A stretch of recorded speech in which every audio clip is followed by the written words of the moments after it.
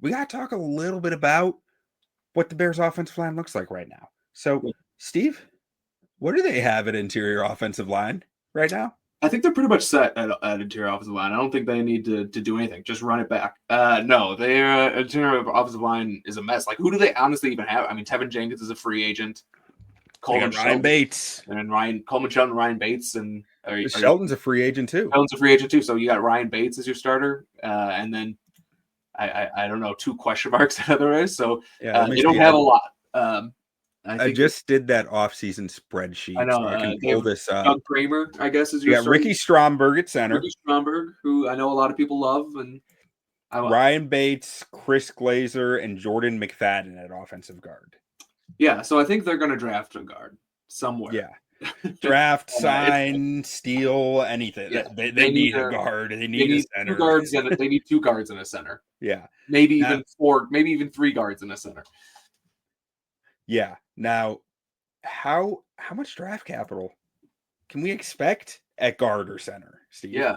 I mean, the limit doesn't exist. Like, they could draft 4 guards or 4 interior offensive linemen, and I don't think that's outrageous at all.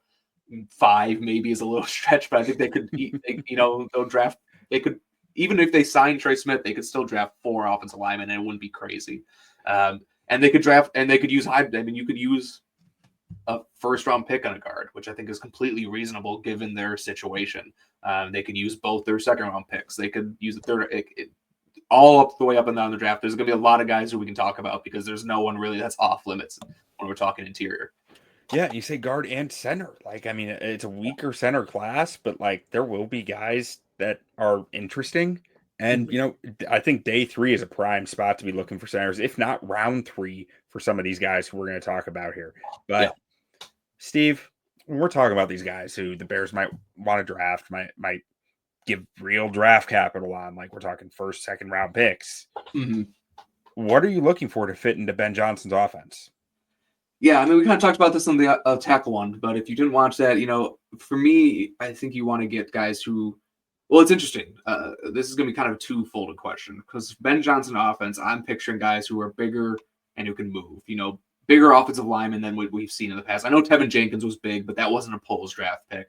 You're not going to be looking at a guy who's 6'3", 310 pounds, to be your guard. I think you're going to be looking for Ben Johnson's going to want guys who are bigger, 6'5", 320, 330 pounds, a little bit bigger, but then can also move. Now, the other side of that coin is you do have a quarterback who's on the shorter side. So do you want to have a 6'6" guard who might block some throwing lanes or some passing lanes for Caleb Williams? You might, because of that reason, opt to go with a guy who might be 6'3", 6'4", but maybe has some of the other traits because of what you have. But I think interior, just in terms of the Bears, the interior offensive line might be even more important than the tackles. And Caleb Williams is that bigger reason why. When you have a shorter quarterback, you really need that ability to step up into a clean pocket is probably even more important. So I think you could argue that for the Bears and for a lot of teams with how teams are building their defensive lines with more juice kind of in the interior defensive line, that guard is just as important as a position as a tackle. And I think for the Bears, even maybe more so. Yeah. I mean, I think it's been a trend in the NFL that's kind of going that way. That guard is a little bit, might be arguably becoming more important just because of how strong the defensive tackle talent coming in the league is lately. And how just how much of a problem that pressure up the middle is for quarterbacks. But an interesting aspect here. Do you remember who Nate Tice's comp was for Caleb Williams? I don't. It's Drew Brees. Mm-hmm. Drew Brees' offenses in New Orleans were always built inside out on the offensive line, right? Yeah. They had really good centers and guards, and then they addressed tackle because they wanted to make sure that inside the pocket, that area where Drew Brees excelled from stayed clean and gave him a clean view down, like in the short and intermediate, right? Because deep, that's not where you're that worried about for a shorter quarterback, right?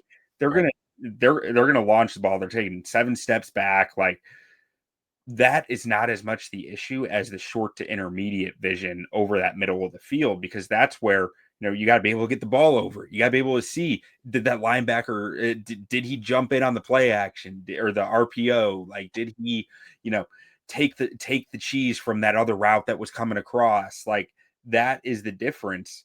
And that's where you look at the Bears kind of vision for the O-line last year. Ryan Bates, 6'4", Nate Davis, 6'3".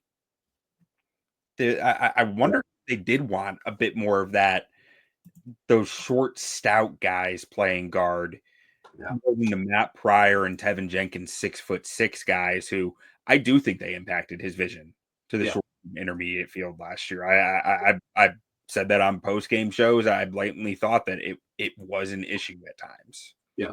Interesting you brought up Drew Brees and the Saints, because who was the Saints offensive line coach during that time? Rocher. Yeah, same as the Bears offensive line coach. So maybe there's definitely something there. And the ties, like it's been talked about a lot, how much Ben Johnson is his own offense and all that. I think the impact of Dan Campbell's time with the Saints and with Sean Payton gets almost dampened down too much when talking about Ben Johnson. Because I do think Dan Campbell had a real strong influence on the way Ben Johnson builds his playbook, sees the offense, and does things. And we can see that by how much their staff is kind of New Orleans idealistically Sean Payton kind of base, with the offensive coordinator signing, the offensive line coach.